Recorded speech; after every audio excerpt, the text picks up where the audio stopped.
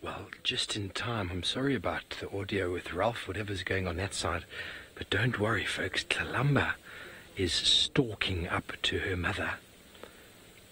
Don't know which camera to look at, to be honest with you, Lou. It's really your choice at the moment. But I've got a feeling she's going to come up behind Thandi and jump on her. The spots disappear into the long grass. She's thinking about it. It's just behind a little bit of grass there, a little branch in the way. Okay, well, we're going to go to the thermal. There you can see her coming through the long grass. Let's see what she's going to do. She's being very delicate in her approach. I have no doubt Mum will not have a clue that she's coming, because she's a very, very careful young lady, isn't she? She knows exactly where Mum is. She's going to come and stalk up on her and catch her from behind, unaware. Very important lessons that she's going to learn. Even though there is some meat nearby, she still needs to know how to stalk Mum whenever she has the opportunity. We're back on the normal camera. Is she going to go, Davy? I wonder. You can see Thandi flat in the foreground. Not making the most interesting of targets to Tlalamba. But she's going to stalk a bit more. Here she comes, underneath that little bit of grass. Very delicate. We saw Savanah doing this yesterday. You can tell by the intention on the face, folks. The body language. You know, she knows Mum is there. This is the behavior that they do when they're stalking something. There's almost this anticipation on the face. The ears cocked forward. Very delicate movement of the feet.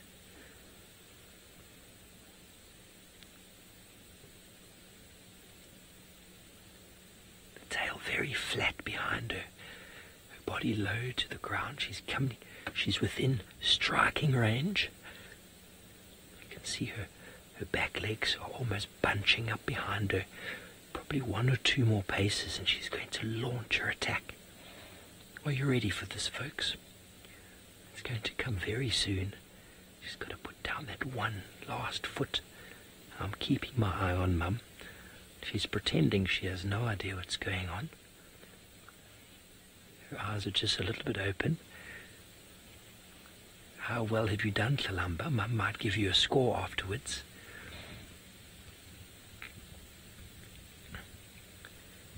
Jennifer, she is an only child. She's got no one else to play with, so she's constantly stalking her Mum, constantly playing.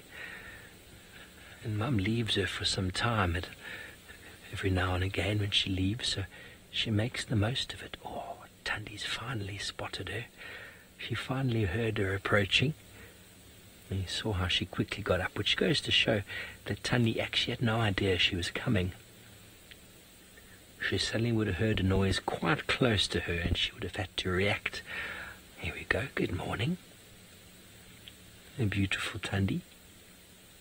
He looks a bit sleepy still. Did you just wake your mum, Tlalamba? John, you want to know a very good question. A question a lot of people ask. Okay, well now it's her turn to go over to the kill and feed. Why will she not attack us? Well, people in these areas have spent a lot of time with the leopards, a lot of time habituating them. Now, habituation means that from a young age, we spend time with the animals and we don't cause them any negative behavior. They don't really know what the vehicle is. They've never evolved on the African continent with a vehicle. Is the kill right there? Is she going to show it to us? I think it might be. Yes, it is. And so she doesn't see us as a threat. We've given her lots of space, but she was born to a mother who was relaxed. So in the beginning, it took a lot of work by individuals to get leopards relaxed. And once they get relaxed to the vehicle, they're actually quite easy to view with a vehicle from these sort of distances. They don't see us as food. We never steal their food from them. We never harass them in any way. So they have no real need to to need to attack us. But on foot, they see us as a very different individual, because they've evolved on the African continent with the upright standing man, and they do not like us very much on foot, and either will hide or run away. And if you do get too close, especially if they've got a cub, you can potentially be attacked by a leopard. They are potentially dangerous animals, so you have to be very careful out on foot. You have to know what you're doing, and also have to respect the animals. They're not attacking us out of any need to feed on us. They're attacking us because we are competition.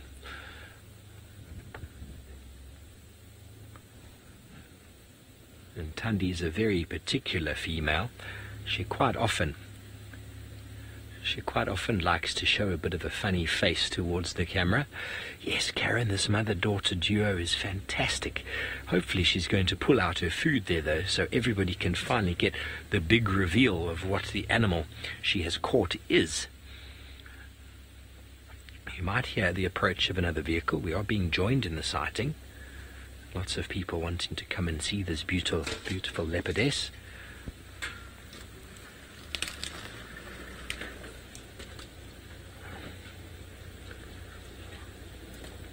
And I love how she allows Tlalamba to feed, and then she goes away, and then she comes back. That's the characteristic of a solitary cat. They don't like to share their food.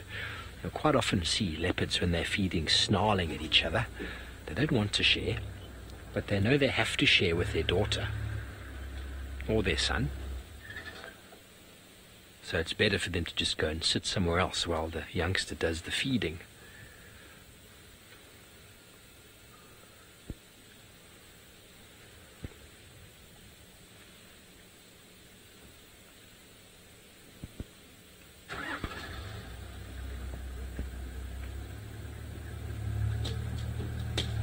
Okay, well, it seems like the afternoon is not going to let up at all, and Ralph is on foot with some giant animals.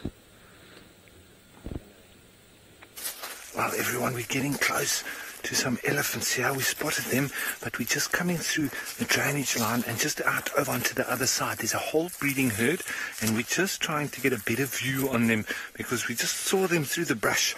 So now we're just coming onto the other side of the drainage line. They're off to our east, so that, well, with the drainage line in between us and them, they'll be nice and calm, and they won't feel threatened by us at all, and so we could hopefully get a nice view on them. Now, they're not far from us. They're probably about 100 meters at the most. So we just, as I say, just trying to find a good view through the thickets here from the opposite bank. But seems like it's a whole breeding herd. There's some little babies with them. So hopefully we get to see them nice and clear here. And sorry for that little problem we had with the sound a minute ago. I was actually busy showing you some very fresh elephant dung. And there we can see one over there. I think we can just see his bottom. He's turning a little bit. You can see the ears flapping there. That's not the only one. There are a few of them around. And that one there. Wow, there's lots of trumpeting.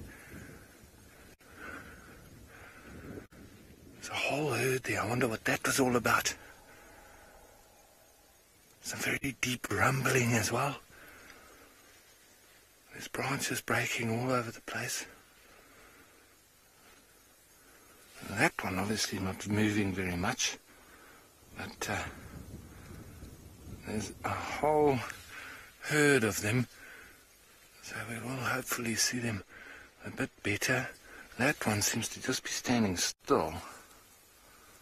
Just turned its head a bit, flapping its ears. There's lots of them around. Wow, so it seems like it's been quite an exciting afternoon. So Seanak, you say it's great to see Ellies. Well, there comes another one. Absolutely Seanak, and it's even better seeing them on foot. I know we don't get as close to them as we would with the vehicle, but well, being out on foot really makes you feel part and parcel to the natural environment here, and I just enjoy that. With all the sightings, lion, leopard, elephant, all of it for me is much better on foot. You're really in it. As you feel a little bit detached with the vehicle.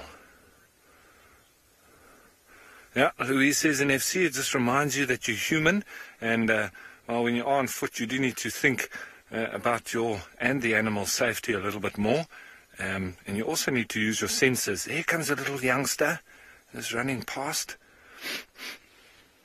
There's a bit of smoke in the air as well. I think there's been some more fire break or controlled burning going on as well.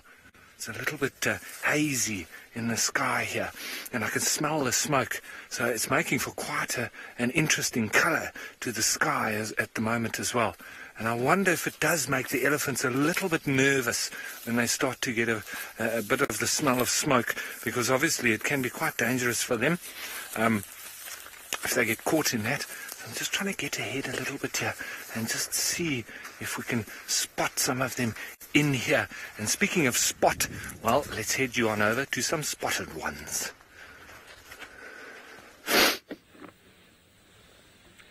Well, thank you very much, Ralph. Be safe out there, please. The elephants seem to be all over the place. It was so funny this morning when you left us. We stayed with Savanah for a little while longer, and a herd of elephants joined the sighting, and they didn't quite like the smell of him in the air, and he didn't quite like seeing them there, so he stalked away around us. The elephants behave quite strangely with the smell of leopard in the air, as they often do. So those of you out there, if you can recognize that leg that Tundi's throwing around, that will give you the big reveal. It is a beige-ish sort of leg. You see it just sort of vertical in front of her face. Lou, you have got it 100% on the nose. I wonder if you ladies and gentlemen out there can identify this small animal just by its leg. Bearing in mind that is a fully grown female leopard there. The animal is dead. We've known about this for many hours, so it is definitely dead. She's feeding on the inside, on the hindquarters. You can see that's one of the back legs. I think that actually might be a front leg, actually, looking at it now. Very hard, actually, to see.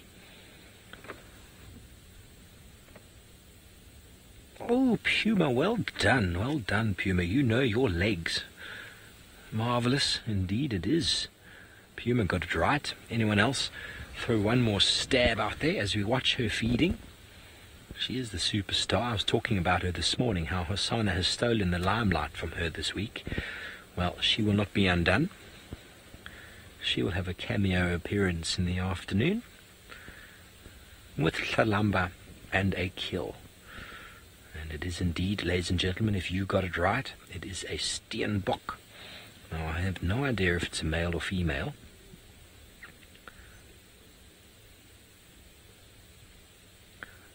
One done. Willow and everyone else who got that right. That's why when I said earlier it's a little bit of a trick question, because we all assume very quickly that Tundi would have killed a duiker when I mention the word small animal.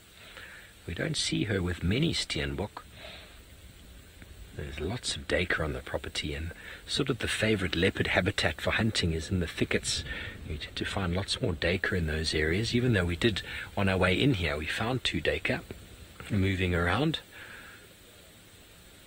Steenbok like a little bit more open, a little bit less vegetated in the form of trees, where they can see more. So this area we're in kind of seems like the mix between the duiker and Steenbok habitat. But it really is quite cool, Lou. If we go to the thermal camera, there's a really nice visual of Tundi feeding there. You can tell, if we do have a look at it, how cool the meat has become.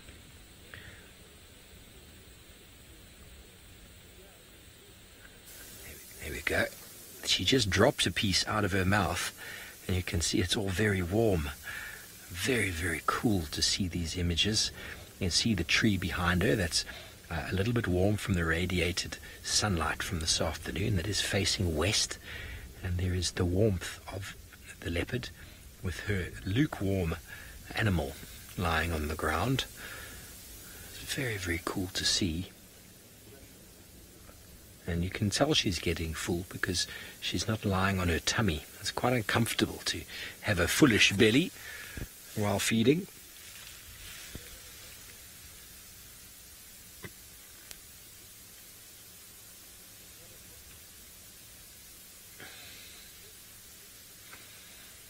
Bobby, you want to know why trees give off a heat signature? Well, the sun is setting behind us, and so that is the warmth of the sun on the bark. Ooh, that looks like a stomach. Did you see that? That was a big chunk of something. Let's go back to the normal, and we'll zoom in and see what it is she's pulled out there. It was quite a large thing. So essentially it's just the heat of the sun.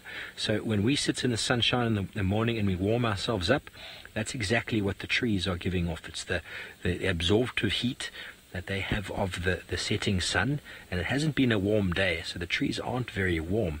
But I bet if we looked on the other side of that tree, you'd see it probably wouldn't be as sort of pink. It's just all about the heat, the angle of the sun, the direction it faces. West-facing slopes in the southern hemisphere are always warmer, or sort of, should I say, north-facing slopes, and northwest is always a little bit warmer than south because it gets far less sun.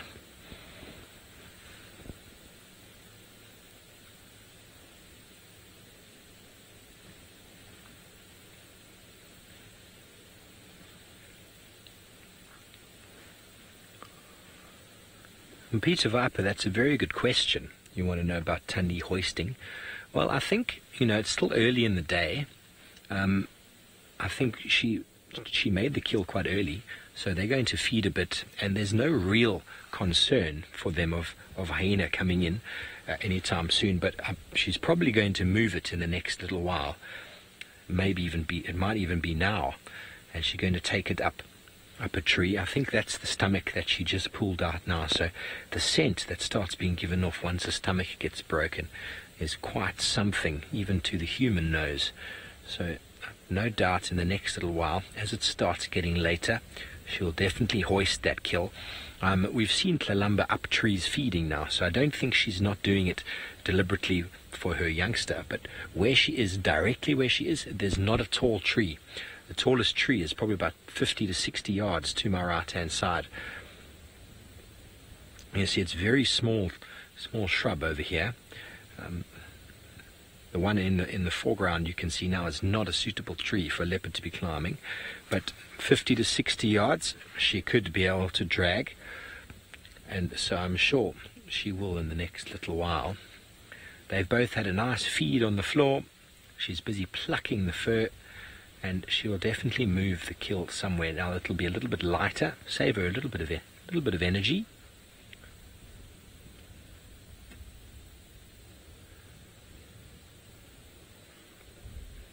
There we go. You can see the head now. It is a female. It was a female. Shame.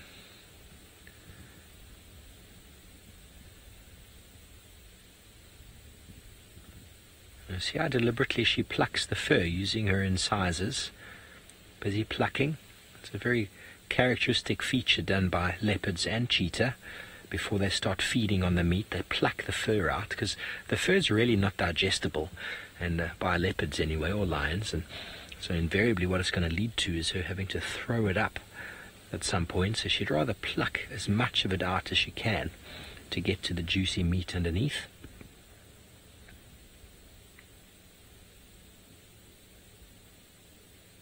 And she's looking like she wants to eat some neck now. Now she's using her incisors to do a little bit of cutting.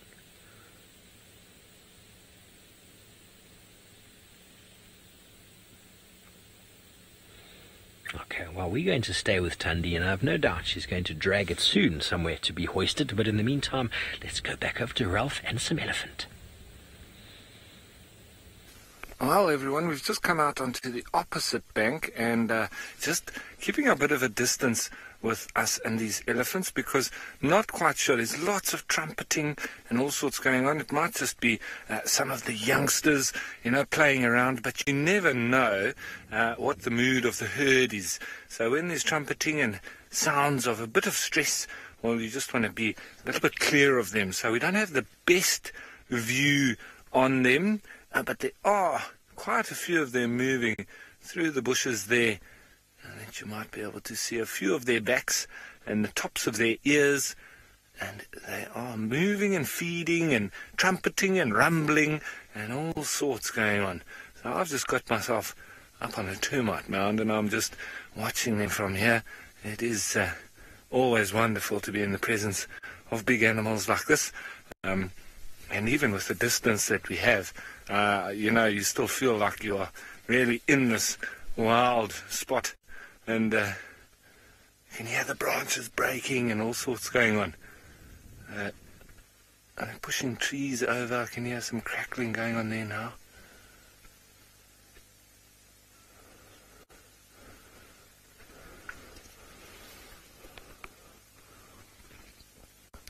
Now, Mina Mu, elephants can misbehave towards humans for a number of different reasons. Because they're such intelligent animals, sometimes it can just be because they're in a bad mood on the day. It can be because you get too close when they've got babies or they've had an accident, or that, there's the mood of the group can be because of one of those reasons. I see there's a couple of little calves with the mother now.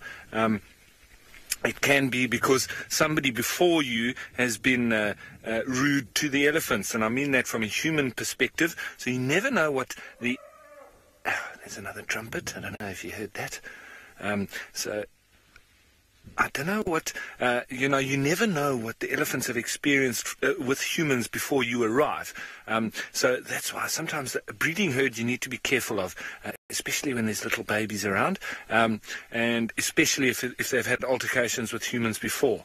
When there's bull elephants, you only really need to worry about them when they're in full must, which means that they've got a very heightened testosterone level and they're just looking for a fight. They're like a young man that's taken too much, or he's put steroids into his body so that he can do lots of gymming and be all nice and strong, but it also affects his mentality, which makes him want to fight with everybody. So those kind of people, as with elephants, you want to avoid them. And that's exactly what we do here. As long as we don't put ourselves in the wrong situation, we're absolutely fine. And where I'm sitting here, the wind is blowing in my direction, and we are 100% safe, and ultimately, so are the elephants. And that's obviously what we try and achieve when we're out here in the bush. It's not only looking after ourselves, it's also looking after these very precious animals.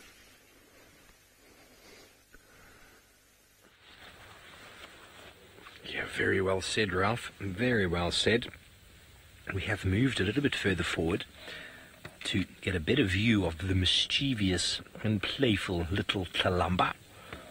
He's not looking so little anymore. Ah, what a marvellous little yawn that was. Excuse me. There you can see her enormous ears. They are really big ears. She's going to grow into them, I wonder. Tumba hasn't yet grown into his ears.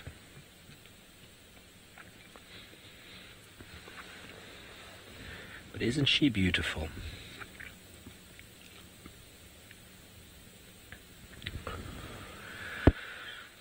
I don't really know more about the Tumba and Anderson interaction that you viewers maybe saw the day before.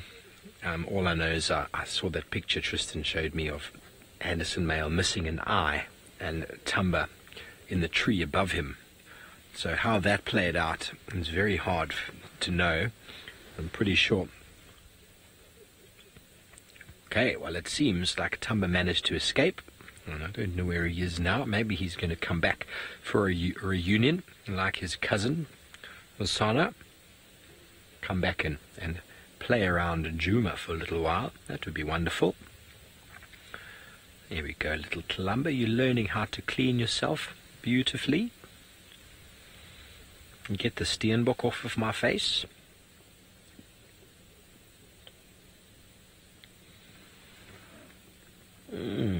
Lots of yawns happening. And it's time to move soon, I think, little one. Going to go and play with Mum.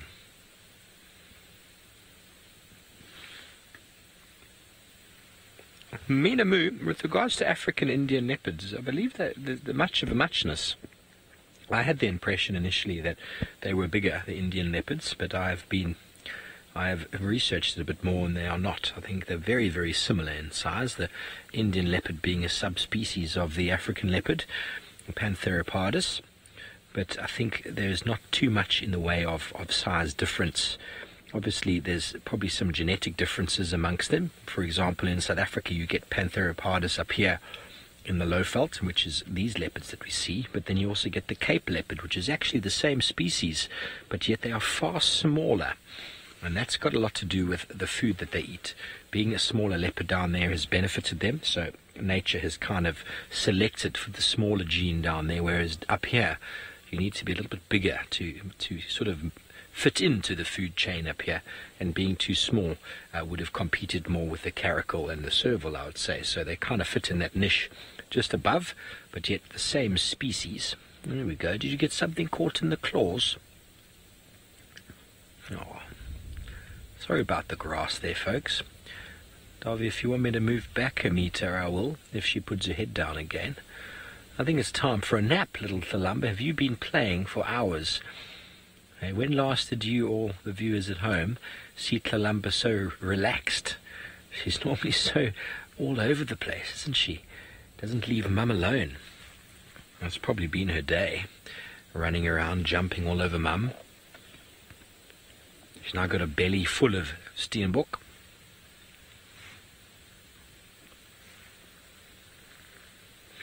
Carrie, I think that's a very good question. I think the antelope have got a different smell. So I think she definitely knows the difference between them from a smell point of view. I think their shape and their outline are very similar. I mean, she sees them as a prey item, the way they move and the size. She could probably differentiate the two because they are slightly different sizes and shapes. But I don't think it matters to her, really. She sees one of them and it'll just click on that hunt mode. It's all about search image in the African wilderness. They're not really seeing depth, they're not seeing 3 dimensions, they're seeing an image.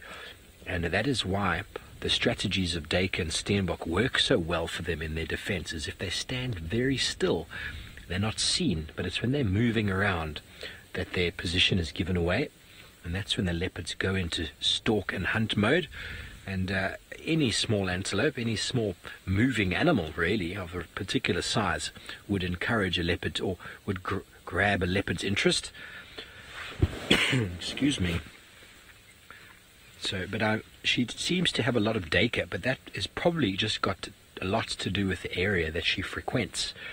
And having little Thalamba near her, it is quite safe to be within drainage lines and sort of river areas where there's some tall trees to climb up and lots of bush to sort of shelter in. And now that Thalamba is getting a little bit bigger, she's able to range a little bit further out into sort of a little bit more open bush without as many tall trees, sort of on the slopes of the ridges rather than down in just the valleys, where we seem to have spent a lot of time with her. And those are the two sort of primary areas. The Dacre-like, the very thick vegetation at the bottom, although they do move out a little bit, but the Steenbok-like are much more open terrain with clumps of bushes rather than thickets.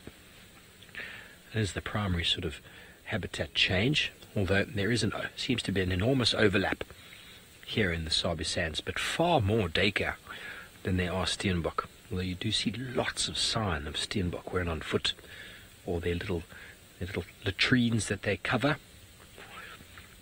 So I don't know, if we had to put one of each down in front of her, who would she choose? Well, by the statistics we've seen, well, I've seen personally, Dacre would be the number 1 on the menu for her. But I don't think she would really have too much of a say. She would go for both.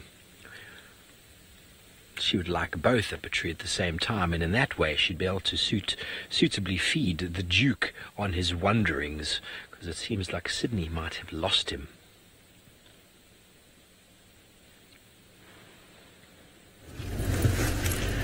Yeah, I am still on the look for Tingana, He just got disappeared somewhere in these bushes, and he went down to the other side of the drain. So now I am going back to the main road and drive around and see if maybe I can come across him. He's going towards the eastern direction of the game reserve. Yeah, the chances of seeing him again, they are very high. Unless he got interested on something on his way down and decide and do some hunting. Because he was very much inquisitive earlier. He was investigating something. Not too sure if Tingana as well is looking for a meal.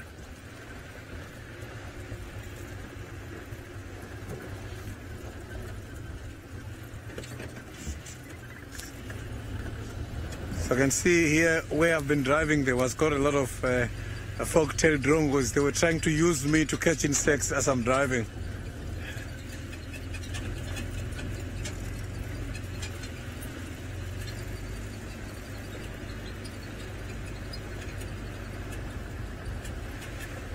Robin, Tingana, when I saw him today, he's in a very good condition. There was no sign of any injury. He was not limping at all.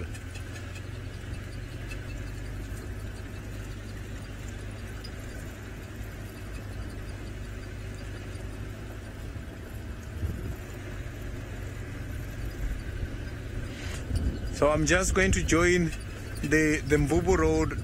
He's going to come out somewhere between Mvubu Road and this road I'm driving on now. Mvubu Road is one of the roads in the middle of the game reserve.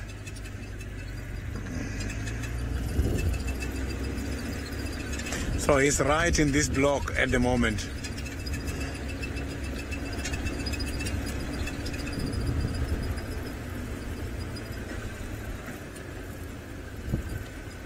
So now we can now go to Steve with Thandi and Talamba on the other side. Well, there they are. There is the daughter of the Duke. She's stopped grooming herself now. Thandi is not very well in the open at the moment. She's still feeding. Hasn't decided to do anything about that Steenbok kill just yet. It wasn't even too clear how much was left, but we do know that she does have an enjoyment for the face. We've seen her eat the cheeks before. There we go. You can't really see her there. This is what Dave and I were doing earlier. I'm trying to find her, scanning with the camera, scanning with the thermal. And you can just see her there, just behind the bushes.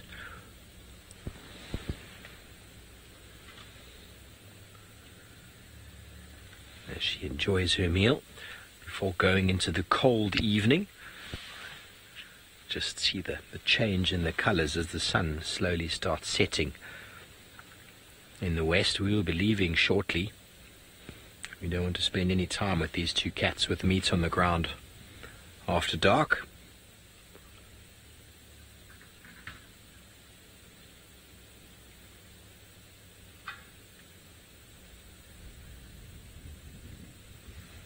Hello, John. It's debatable what parts are eaten first, but quite often you'll see leopards and cheetah. Oh, hang on. Up you get. Look at the warm spot.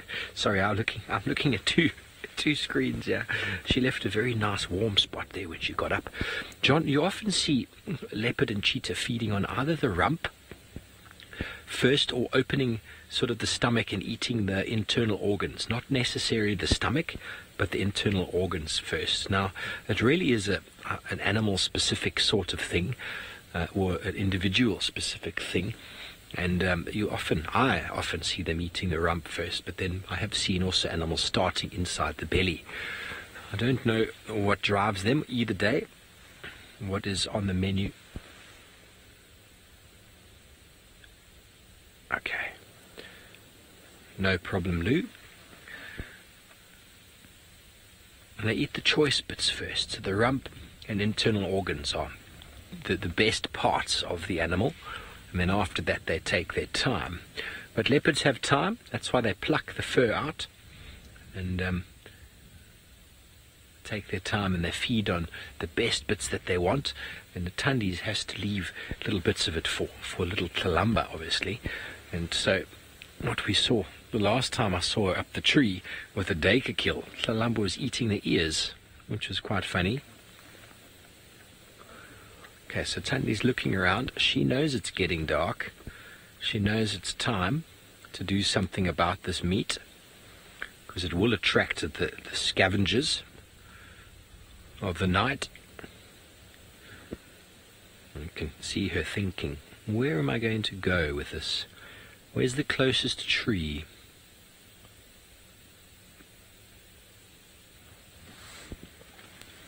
That's a good question, Lauren.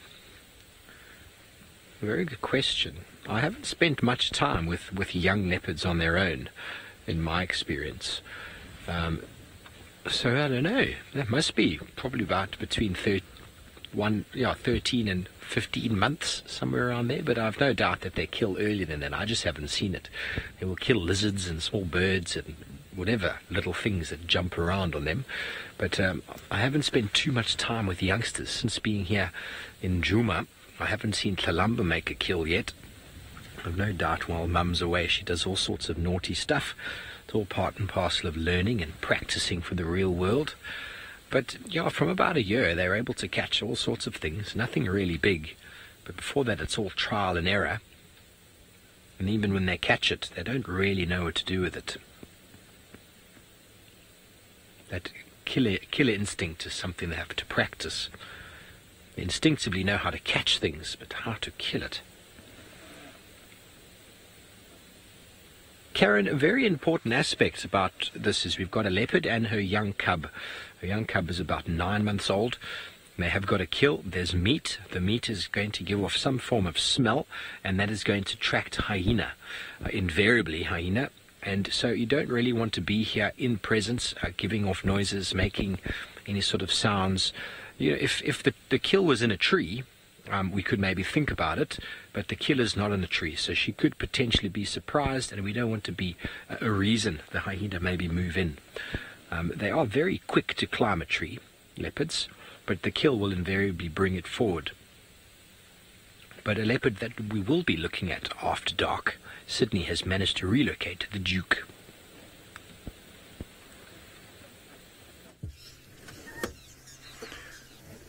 I managed to relocate Tingana. He is just the water hole now. I can see he's now moving towards that. Look at Tingana demarcating his territory. Beautiful. This is how the cats leave behind the information about their presence in the area.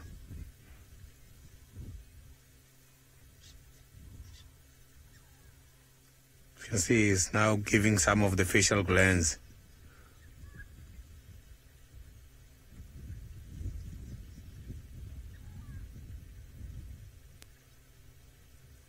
Beautiful. It was never easy to get hold of Tingana again. It's just that I was not aware he was heading to the water hole.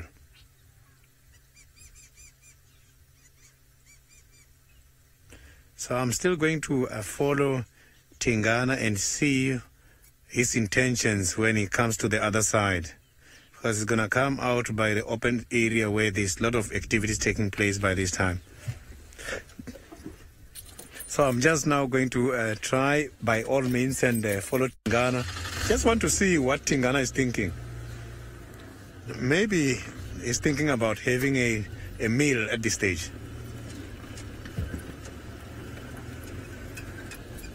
Yeah, I can see he's not that very much relaxed. He's checking everything. So I'm just gonna...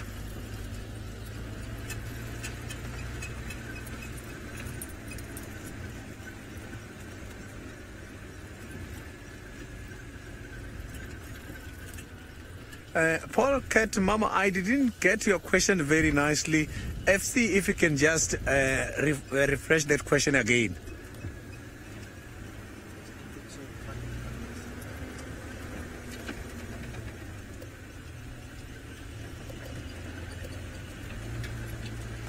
Yeah, polecat mama, the life of a solitary animal is very much difficult.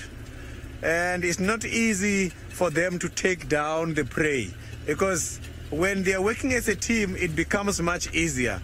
But for a male alone, it's very much difficult. The disadvantage is not difficult. It is very difficult to hunt alone.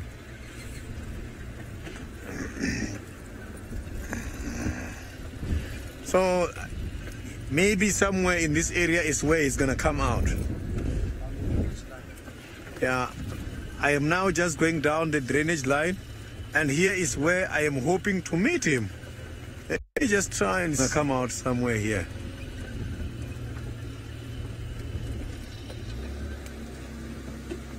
Let me just try and check here. No, he was walking very much slow, so he might come out somewhere here. Yeah, I can see that there is some movement between these bushes here. Let me just try and check if this movement are the movement for a Tingana.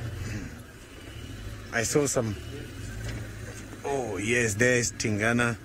Now he's coming out. I can see him there. So I'm just gonna try and reverse and see what he's trying to look at.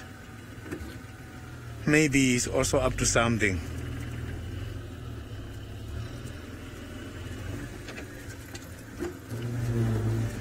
It's quite a very...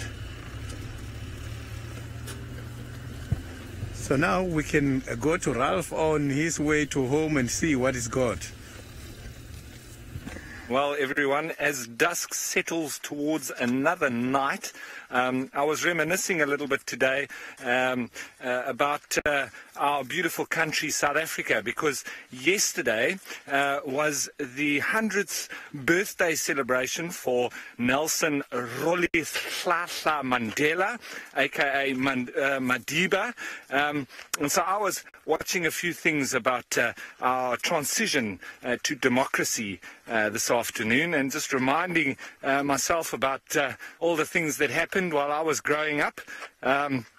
And also just reminiscing about the whole sort of process of democracy and how things changed in our beautiful country, and also looking at the Rivonia trial and all of those kind of political things that happened in our country that really forged the future it was at the time. And oh, I'm just getting...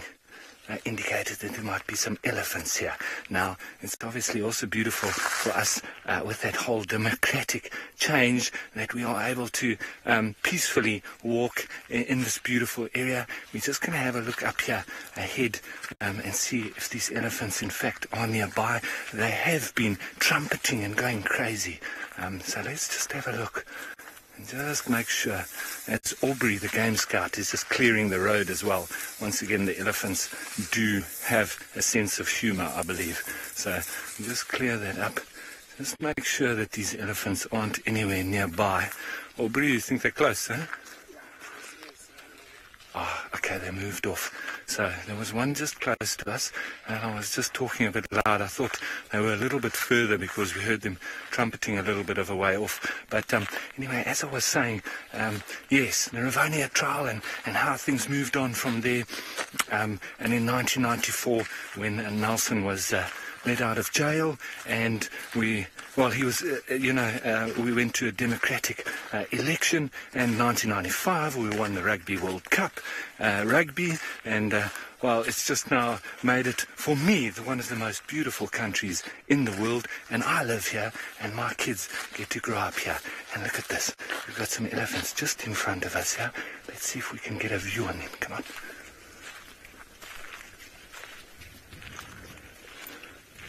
Just on the road in front of us.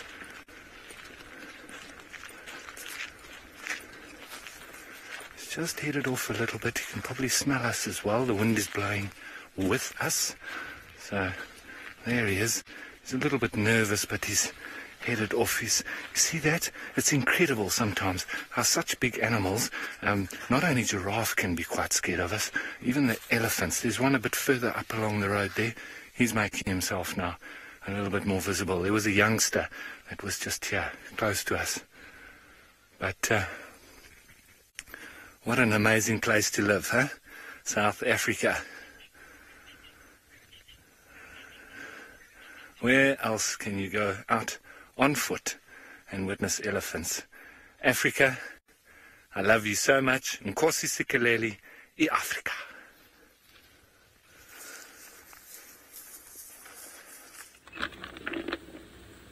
Well, you are back with us, ladies and gentlemen, and Thandi has still not taken her kill up the tree.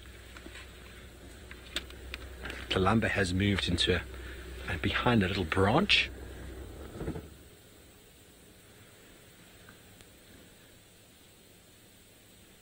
And she's having a look in the distance. A herd of zebra started moving in this direction.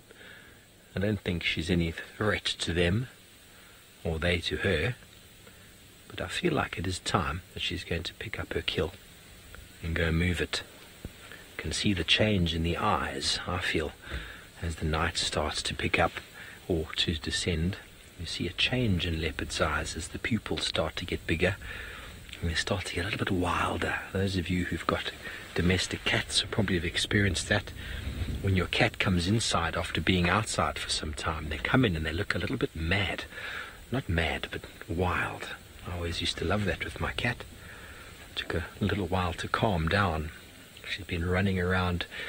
Yeah, that feral glow in the eyes, indeed. And they're also very alert. Not that relaxed house cat sort of feel. Wonder if any of you can relate. And well, she's paying very careful attention. She's listening, trying to smell. Is there any threat to her kill?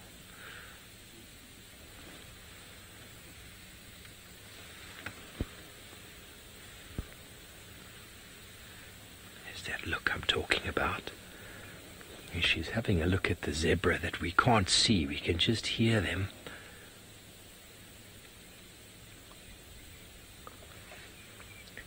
Take care, that's a great question. Well, I don't really know, but I think the liver has got an enormous amount of minerals and lots of iron in it.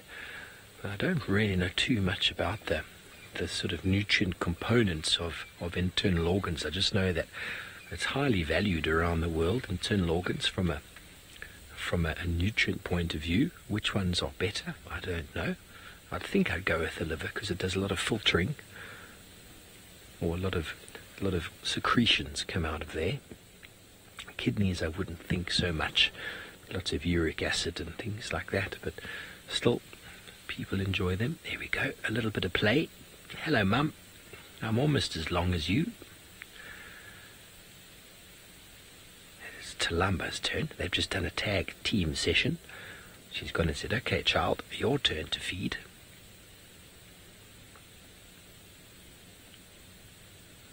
And Thandi's going to move off a safe distance because she knows she can't watch her daughter feed. She can't manage it.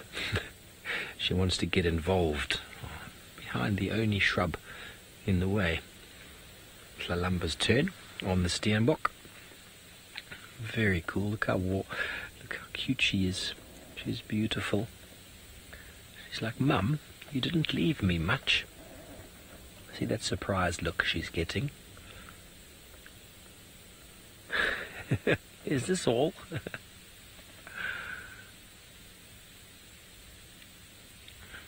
Now she's looking for anything that might have fallen out.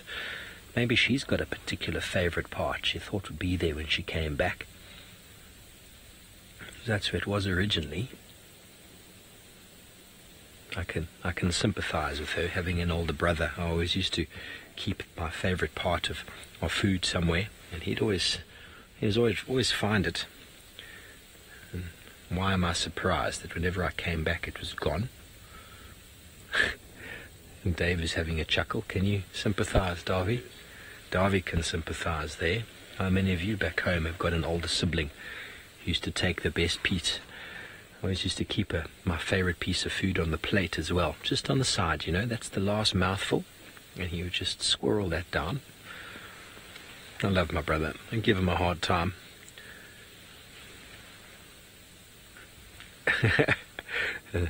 Louise says she doesn't have siblings, but she lives with us. Lou, no one's stolen any food from you, but trying to hide it away or leaving something for later in the kitchen, don't try to do that. There's way too many mouths. There's way too many midnight snackers amongst us. If you hide anything away, you better hide it well. So there we go. Tlalamba. Yeah, apparently Davy is one of the main offenders for midnight snacking. But see, Tlalamba's learning. She knows instinctively that there's a kill there.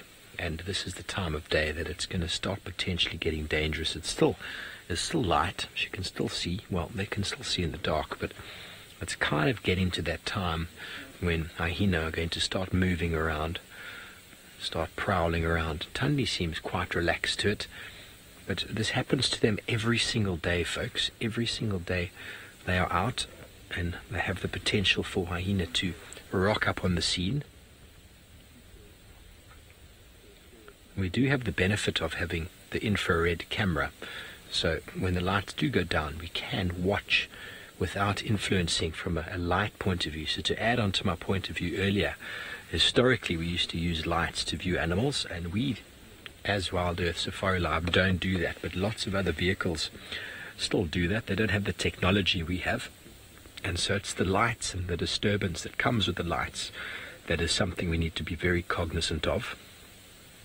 But we're a safe distance off. We could potentially stay here for many, many hours, but we're just going to keep it to the way we've been doing it of late and give them space as it starts getting dark. Well, it seems like Sydney has managed to keep up with the Duke, and I feel like he's gone to have himself a drink.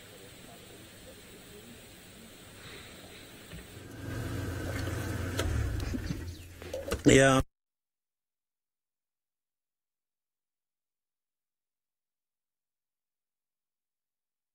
Good, thanks, eh? Good. Okay, so it looks like we're still back. Sorry about losing Sydney there. Tlalamba's still feeding on the little steenbok. Not sure what technical issue went on there, but we're still with this leopardess and her cub.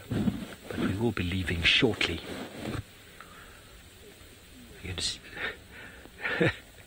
We're having a few technical issues today, unfortunately, but thankfully we're in Torchwood and we're able to get all of these beautiful shots for you. Last couple of times I've been through here wasn't so successful, but today seems to be working very well. Thanks, Conrad, for your hard work and the tech team there. So there Tlalamba's using her carnassial shear, the side of her mouth, the very sharp teeth that define a carnivore, to cut through the bone or the sinew and the flesh. Okay, well, it seems like Sydney has managed to iron out his gremlins, so let's go back over to the Duke.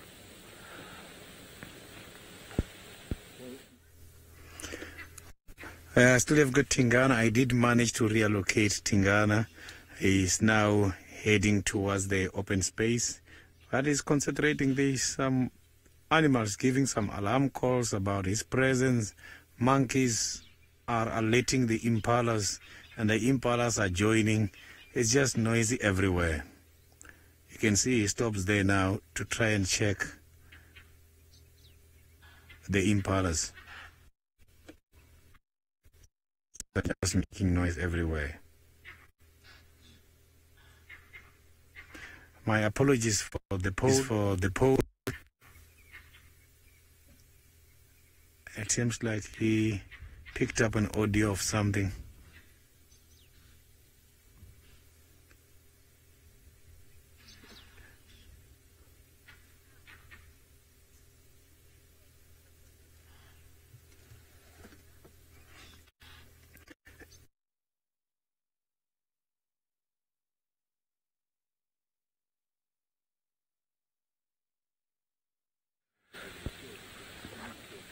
Okay, I'm sorry about that, folks. There seem to be technical errors happening, but don't worry. We're about to leave. We're about to start the engine as we started, but everything's still fine. It's still light enough. We've given her lots of space. There's no lights on, so from a sensitivity point of view, we're doing everything right.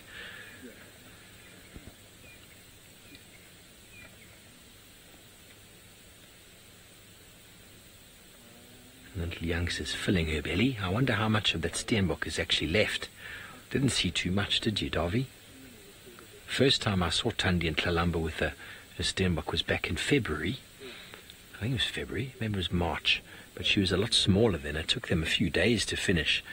I think she's increased her appetite quite some bit. And she's going to be matching her mum for meals very soon.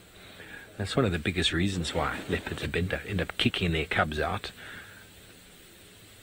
They start eating too much, the demand for food gets too high, and if they're a male, they just start getting a little bit too feisty around the feeding site. You can see how Thandi's already segregating herself from Tlalamba while they feed. As I said earlier, they don't like to share. It's part of the competitive edge that keeps leopards on their toes.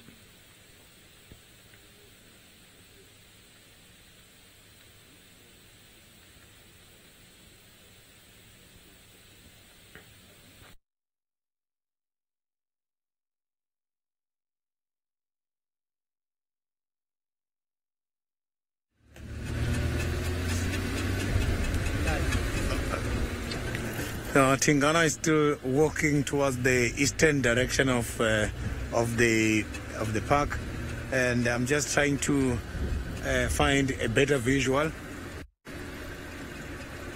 There are some impalas here. Also, they are concerned about the presence of Tingana at this stage. Maybe he's gonna have interest on those impalas.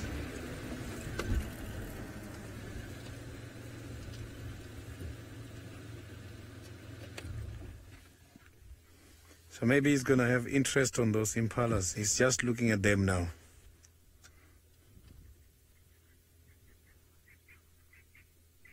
So the impalas, they have been making quite a lot of alarm calls, but now they are settled.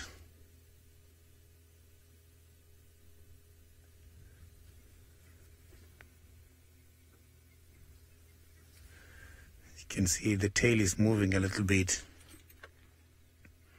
So that tail has got quite a lot to tell.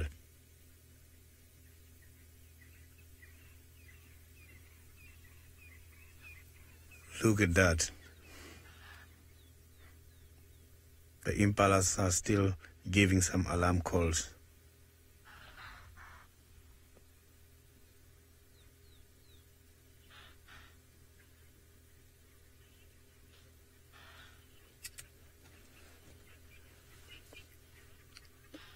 So the leopards, they just show that this is the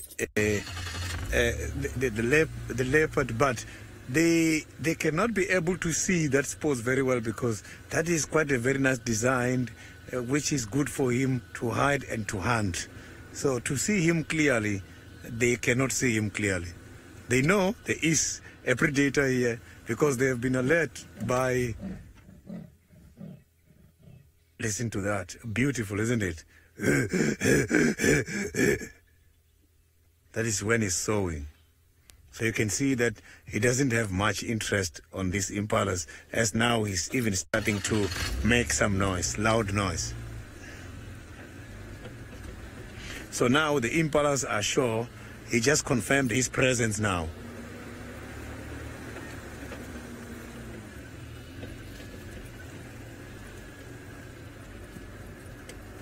So let me just try and see if I'm going to have a better sighting again from the other angle.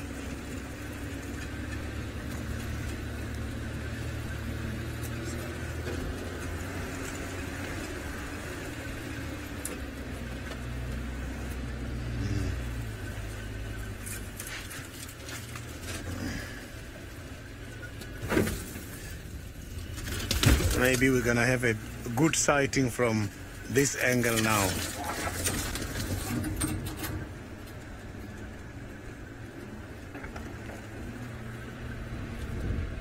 I didn't copy that question, FC.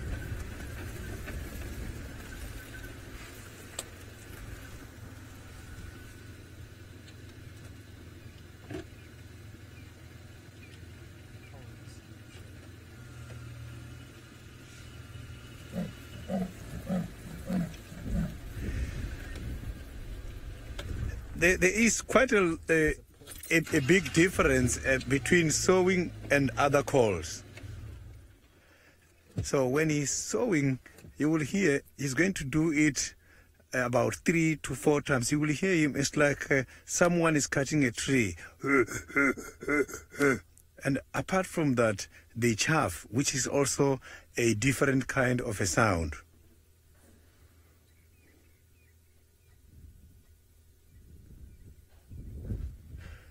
Not too sure what Tingana is up to this afternoon.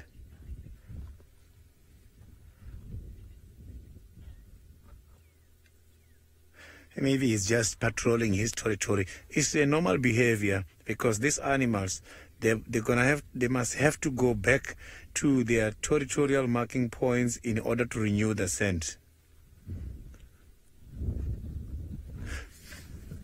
It just got disappeared there. So I'm just gonna move now and see if we're gonna have a better sighting again.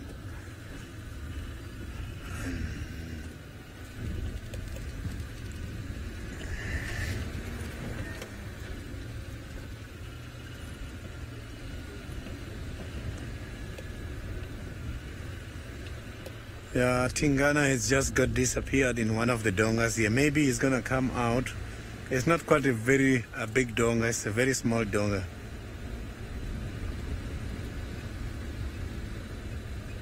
There's no other animals around here. It's only him.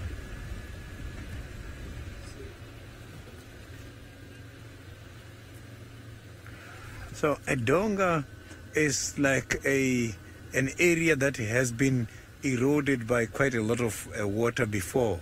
It's like a dry riverbed.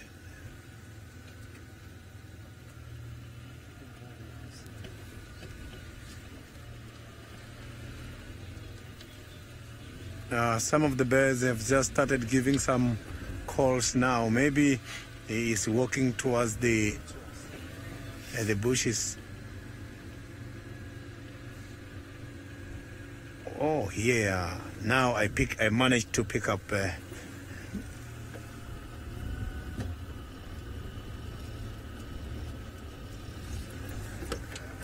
Thanks for the comment, proud cat mama. Yeah, the leopards, they are so very much beautiful, especially the young ones.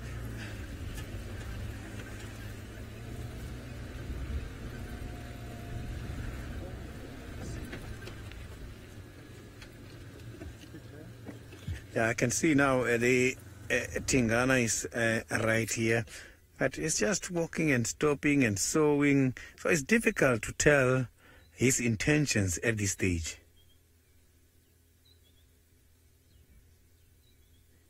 It's very stationary, nice and camouflaged. Now you can see the difference his color is making. He can easily match the surrounding. Those spots, they can easily match the background.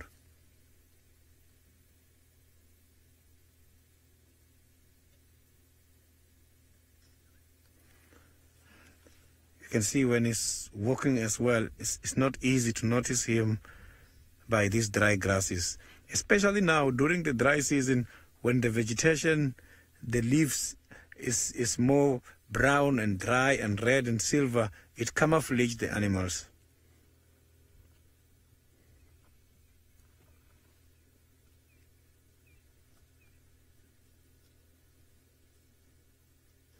So my apologies for the polls. When I left this afternoon, I thought the rain was going to come anytime shortly after I have started, but now I can see rain is not coming, so the poles for my roofs are disturbing a little bit. My apologies for that.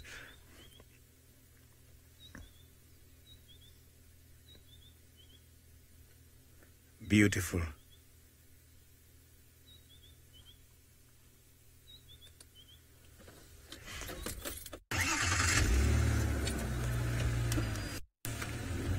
Let me just try and see if we can go to the eastern side and see if we can have a better sighting.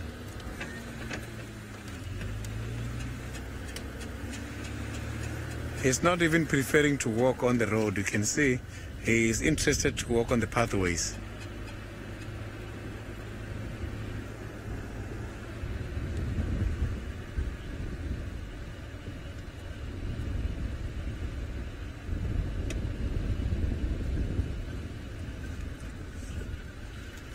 So a comment from James about the recovery of Tingana. A comment from James about the recovery of Tingana. Thank you very much for that comment. Yes, he is now recovering. So it's quite a very lovely sighting. Tingana has now recovered. Yeah, I can see the injury is not completely recovered, but you can see that it's getting there.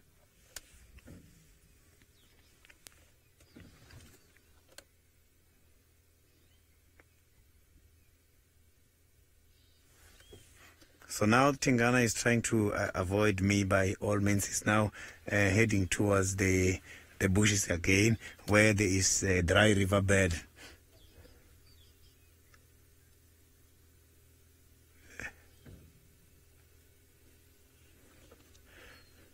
Yeah, now we can go to Steve, and then I will still go and follow Tingana and see if there will be any other interesting development. Good luck, Sydney. I hope you managed to keep up with the Duke. We have left Thandi and Tlalamba all to themselves with their, or should I say, a party for three. The third member is not doing too much, just lying there very limply. The Steenbok. I'm sure she was lots of fun earlier, but we have got a nice view now of the sun has set. Beautiful clouds on the horizon. And this is the calm before the storm. It's going to be very cold tonight with this cloud dissipating. But I don't mind. When it's beautiful like this, it can be as cold as it needs to be. This morning was lovely. I didn't have nearly as many layers as I needed to. Beautiful oranges. Some moments to contemplate your day.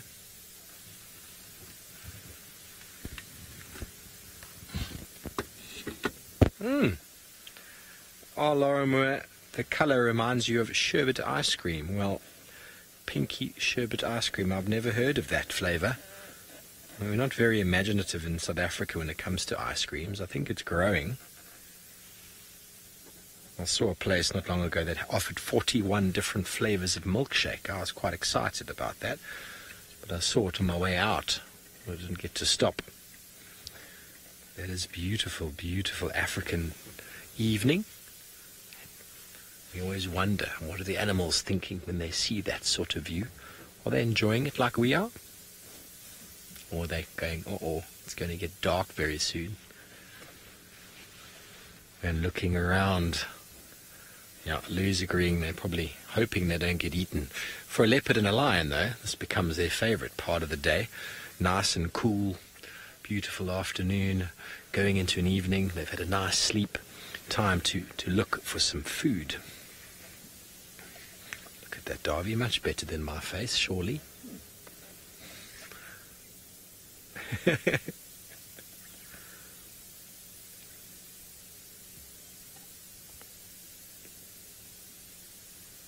Peter Viper, what a fantastic question. You want to know what 3 best lessons we can learn from animals? Well, number 1 is definitely to live in the moment. Animals go moment by moment. They don't seem to think too far ahead, and they don't seem to mourn or think too far back. It's hard to really know what goes on in their mind, but they are constantly living in the present. How many times do you find yourself getting preoccupied with the TV, or with a task, or with your cell phone, and completely forgetting what's going on around you? I see it all the time when we're down at a beach or down where there's a beautiful view, and you've got someone sitting there playing on their phone when there's something like this unfolding in front of you. I think that's the important thing. Another one is to just take it all in. Goes back to take in your surroundings and the environment. Increase your senses, your hearing, your smell. Goes back to the last point I spoke about. You'll quite often get views like this, and I've had it many times with guests in the past, and people can't put their cameras down. They have to keep taking photos after photos after photos, and these days it's all about selfies. But you can't capture this. It's impossible to capture the sound, the smell, and the vastness of this horizon. I've tried. I stopped taking lots of photos of horizons a long time ago because it really doesn't. You look at it late, you're like, okay, well, that was all right. With a camera, we can pan and we can pick up the audio as well. We can bring you this all the way back home. So I think those are two very important lessons. I'm trying to think of a third one, Peter Viper. But for all of you out there, contemplate your day. Looking at a view like this, have you achieved what you wanted to? What does tomorrow look like? But don't forget that this is the only moment that you have. It is the present, and therefore a gift. Don't let it pass you by. Life is just full of moments, only moments. Are you angry with someone? Are you upset about something? Let it go. Another day. Have a deep breath. And then I think the last one would be, I mean, I don't know if animals do it, but they do certainly breathe a lot.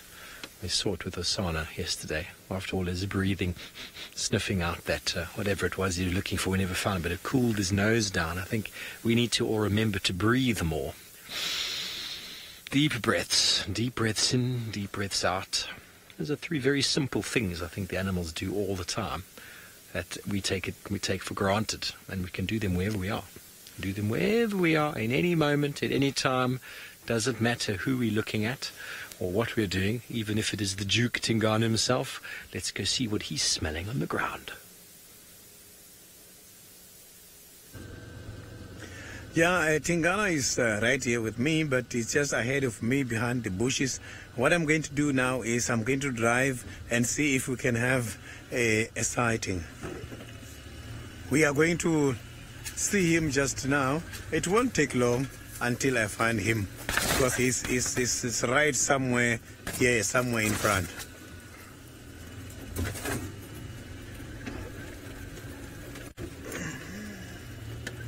So I'm now just entering the drainage.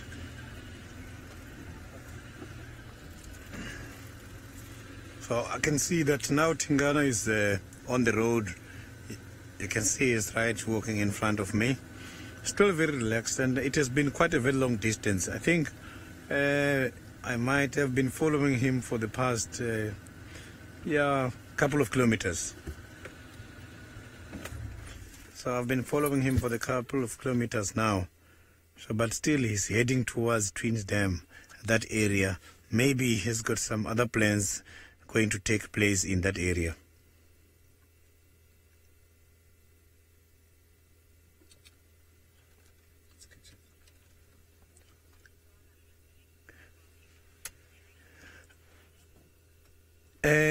Tingana is not hunting at a stage. What I have seen is that Tingana is just going around marking his territory. It's normal. He's just patrolling and try to renew the scent. Remember, animals, they communicate, make use of different ways, and one of them is scent markings. He's just trying to alert all the other males in the area that this is still his area and it belongs to him. Let me just try and follow him so that I don't lose him.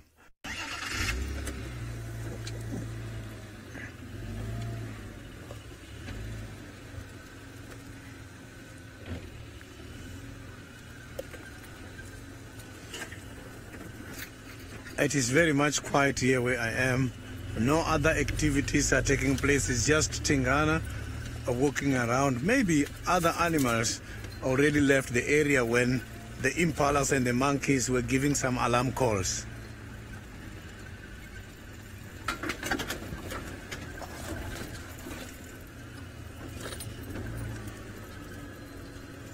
Tingana is camouflaged somewhere here in the area. Oh, there he is. I saw him now. We'll see him just now. Still going down the drainage line.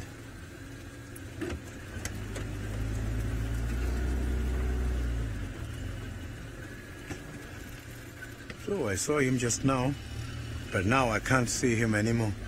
But he's somewhere here.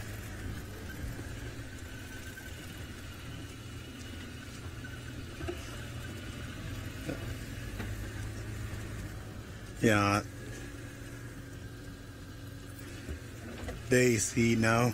I can see him, but it's not a very good sighting from where I am. But I think from now we're going to have a better sighting here.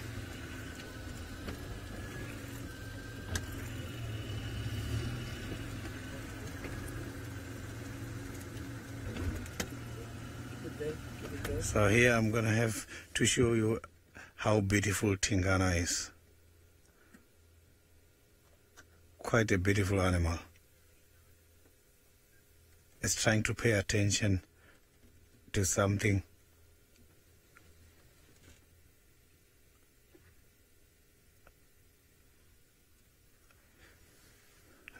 I can hear.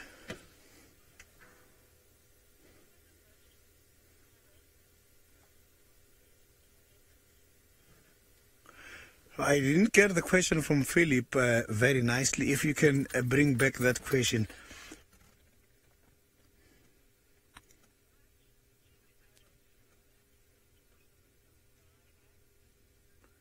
Yeah, the adult leopard, commonly they die of hunger because when they are growing old, they lose the teeth, and once the teeth are worn, it means it won't be easy for that animal to be able to eat. So that is what kills the leopards the most. They don't have quite a lot of enemies.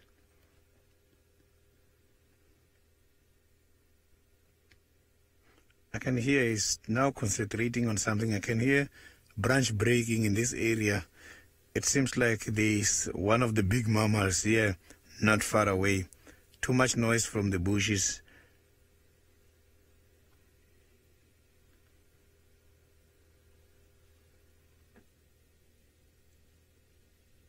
Yeah, there's a lot of noise coming from.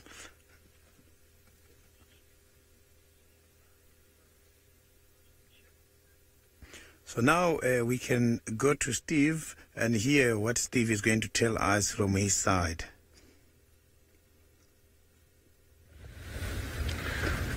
Well, I'm just going to be heading on back home. It's been a marvellous afternoon. We've really enjoyed ourselves. Bumper to bumper with animals from every side. I'm sure you, the viewers at home, have been thrilled and on the edge of your seat watching lions hunting buffalo, even though they didn't catch anything. It's so exciting. I managed to quickly turn over onto my phone to just catch the excitement in James's voice as he was voicing the end of that chase.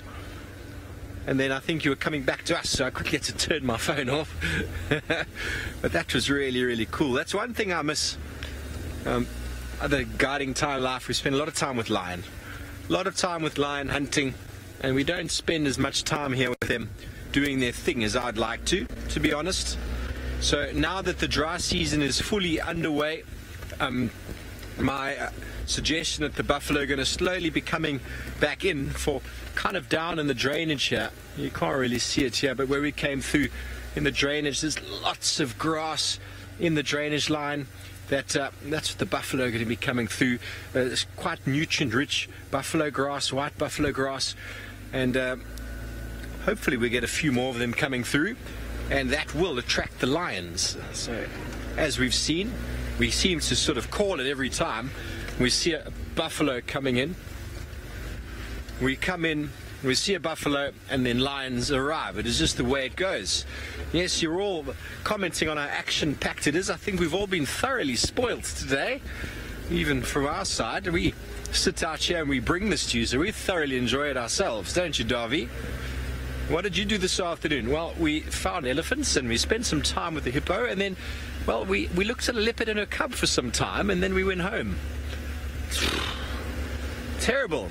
Terrible. I'm going to be having a phone call with some of my friends later who've been in Johannesburg and been working hard at the grindstone, and I'm pretty sure their day's description is going to be slightly different to mine, just a little bit. I can actually put money on it. Yeah, a very different lifestyle, but when we do choose it. We do choose it. But from Davi and myself, it has been marvelous and wonderful having you on board this afternoon. Thank you for joining us. And from our side, we'll see you in the morning. And let's go back over to Sydney and the Duke.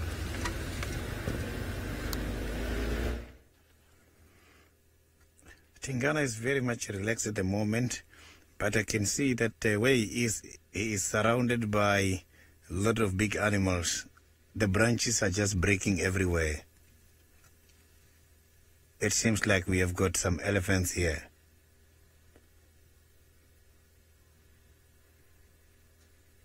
They are not trumpeting. All they are doing is just breaking branches. Look at those eyes. These animals can see very well, and those whiskers. They use those whiskers in order to judge the space in between the trees.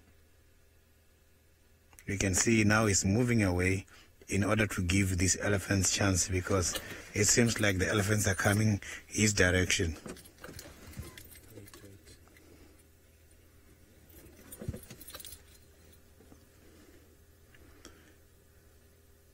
Look at that. So I'm just gonna try and follow Tingana a little bit and see where he's gonna come out.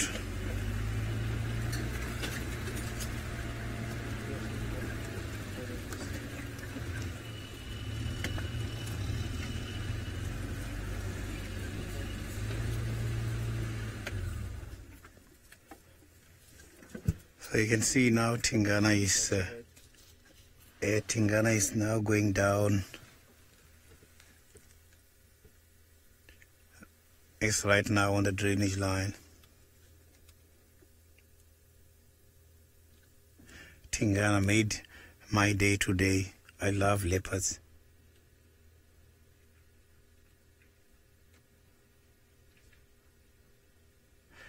And thank you very, very much for all your questions and comments. Let's meet again tomorrow at 6:30 in the morning.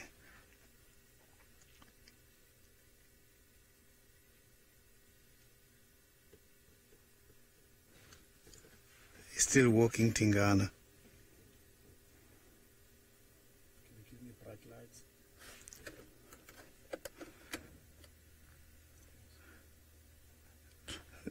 Look at the animal disappearing.